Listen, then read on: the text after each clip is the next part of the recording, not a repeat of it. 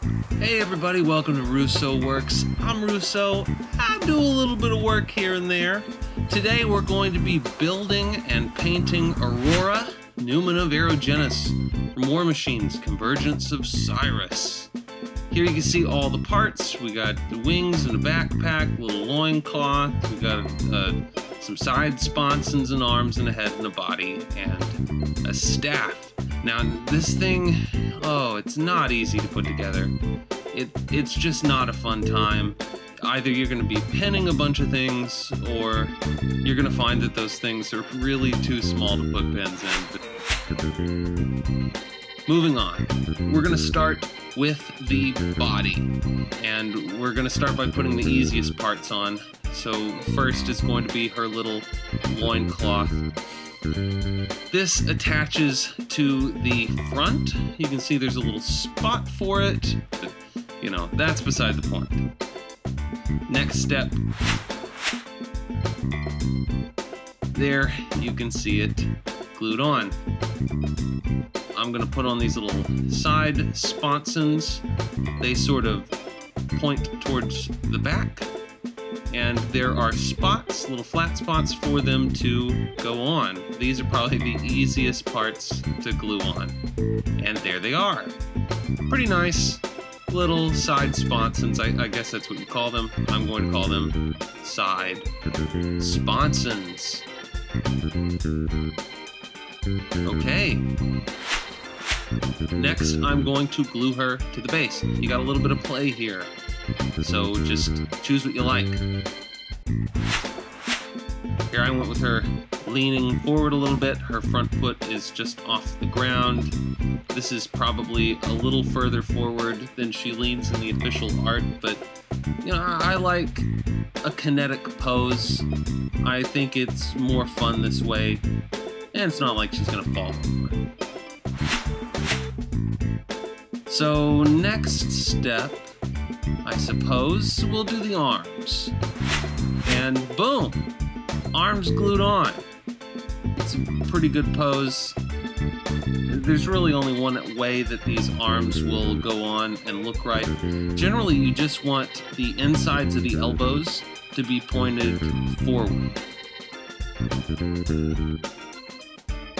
And next, we'll worry about the backpack and the wings. That part's going to be terrible. And the staff, which I don't think is actually going to be that bad.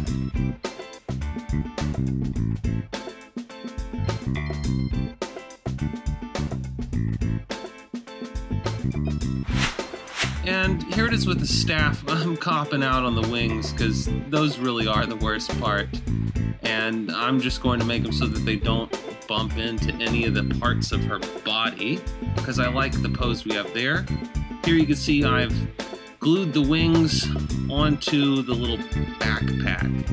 You could pin it, but there's not a whole lot of room there. Next, the head. Before I put the wings on, I'm going to put the head on. The head and then the wings. And here she is with a head. If you're lazy and you don't want to do the hardest part of this, then you could stop now, I guess. And here it is with the wings. You're gonna have to hold it in this position for a long time. Okay, now basing. You see there's a big open area here. We're gonna have to fix that. I'm going to do it with a little piece of paper. Get your scissors out, and you're gonna cut a circle. The easiest way to figure out the size of circle that you need is to take your piece of paper, sit it on your base. Please ignore my hairy wrist. There we go. And then just press it down with your finger. You could use the end of a paintbrush, but your finger's really going to be the best thing for this. And when you are done with that, you can pull the paper off, and let's see, yeah. If I turn this, you can see there's a little circle imprint on that.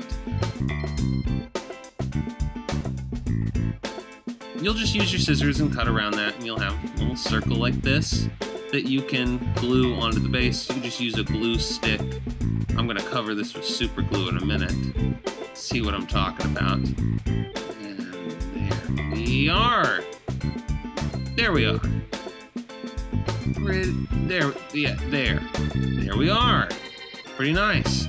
See, that covers it up, and we don't have to worry about that hole in the base anymore.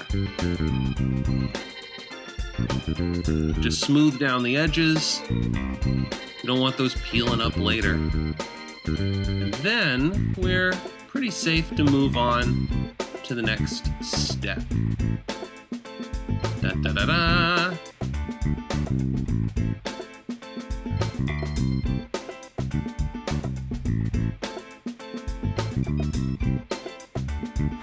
Okay, so to do the base on here, I want it to be the light dirt, nothing too clumpy. So I'm going to use this Loctite super glue. This is a time formula that stays wet a little bit longer. Please ignore the bottom of this bottle. I'm just squirting glue on here. Once you squirt the glue, you can take a little piece of wood and just move it around. You want a fairly consistent layer all the way over this.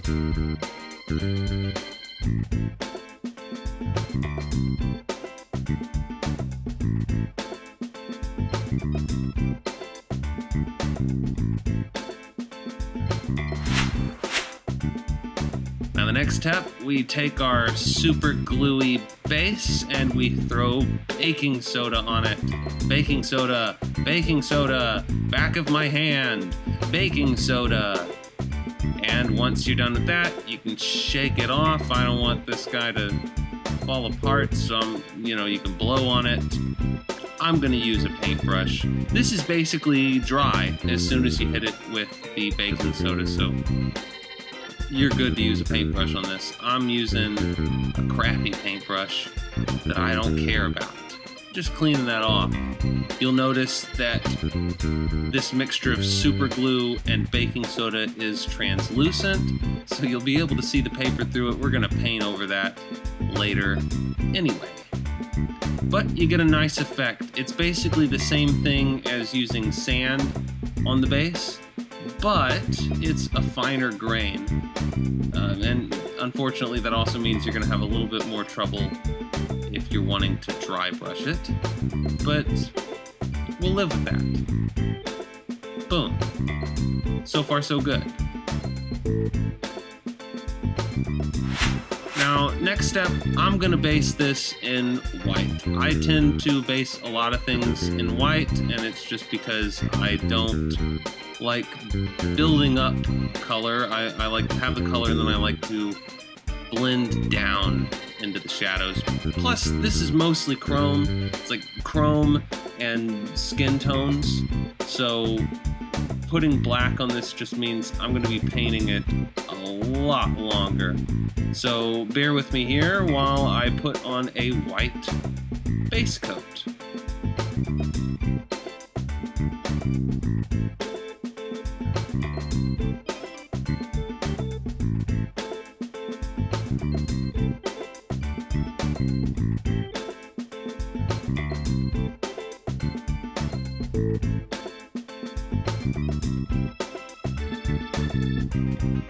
White base coat.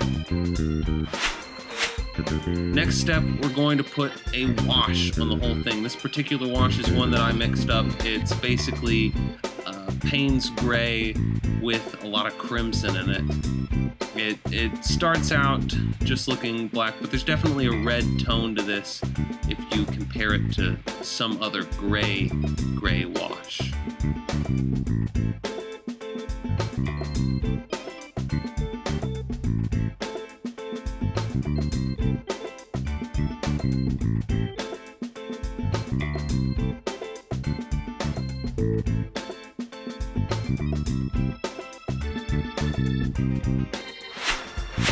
Now I'm just going to tie up some other details. I don't want this to mess up the rest of the model if I decide to do it later. So brown on the ground.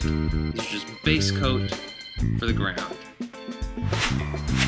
Next up, we're going to paint most of the model, basically anything that we don't want to be our secondary color, which in my case is a sort of gold copper.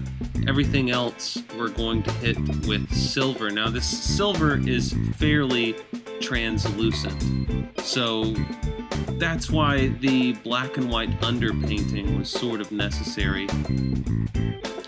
This is like if you try to paint something completely with, say, gunbolt metal and it's white, then you're going to end up with some really mithril silver looking material on your model.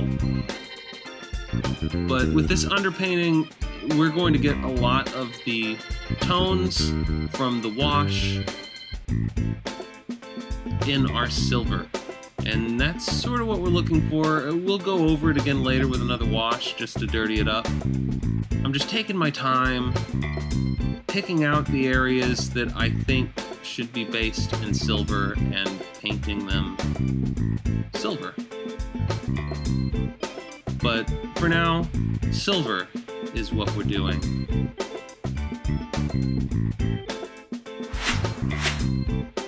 Okay, so it's a little hard to tell, but I've done most everything in silver. The parts that are not silver, the wings are not silver, the feather parts of the wings aren't silver, and nothing that is supposed to be skin is silver. But basically everything else is silver, and even some of the things that aren't going to be silver on the body are still silver. It's just as good as a white base when it comes to applying these other metallic colors.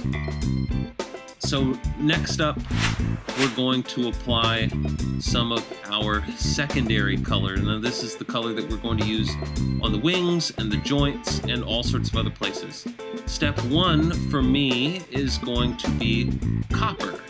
I want to keep this simple, so I'm just using the simplest metallic colors that I have.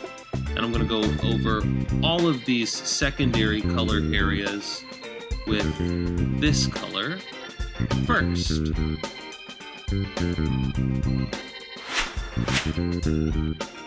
Okay, so there are the wings.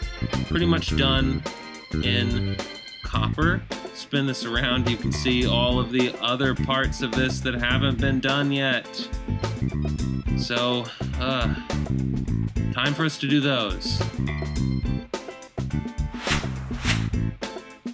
Ta-da!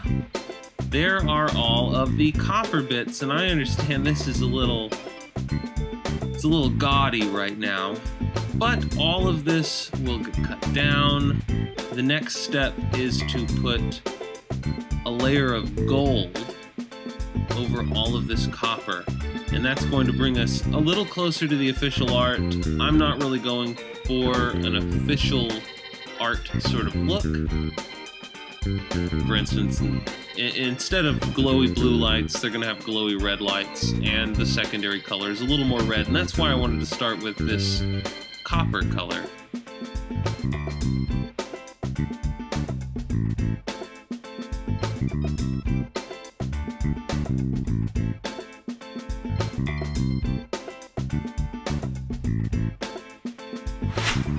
So, next step is applying that gold.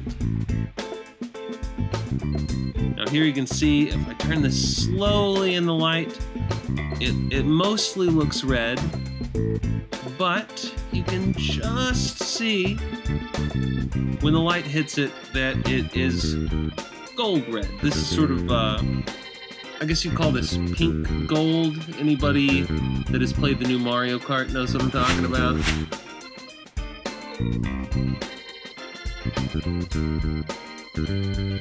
So now I'm going over all of those gold copper areas with a really dark green wash.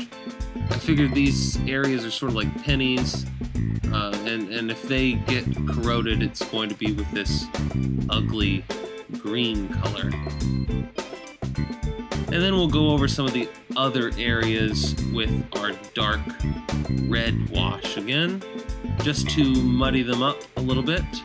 And this will sort of lead us into some of our permanently shadowed areas. There are some parts of this model that are just a darker, dingier, sort of oily silver color. We'll get around to that in just a moment. Alright, we'll let that dry a little bit, and then we gotta go in and we've gotta darken some areas up. You can do what I'm doing, which is applying a sort of thickened oil wash to all of these areas. You might have a little bit of trouble with this if you got a heavy hand, because you're going to end up rubbing off the last layer of the wash before you add anything else on. There you can see it's ever so slightly darker. We'll just move on and see the completed look. And there it is. I just want these parts in the wing to look a little oily, a little grimy.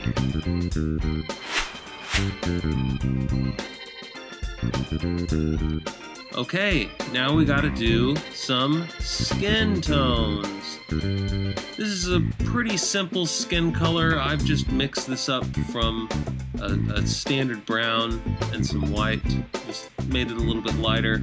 And we're gonna hit all of the skin areas. Once you get all these base color, you can come in with a wash and get your shadowed areas, and then come back in with the color, a little bit of white, do some highlights. Personally, I don't think you need too much light and shadow with Aurora. She seems to be of the faction that would stay indoors all day.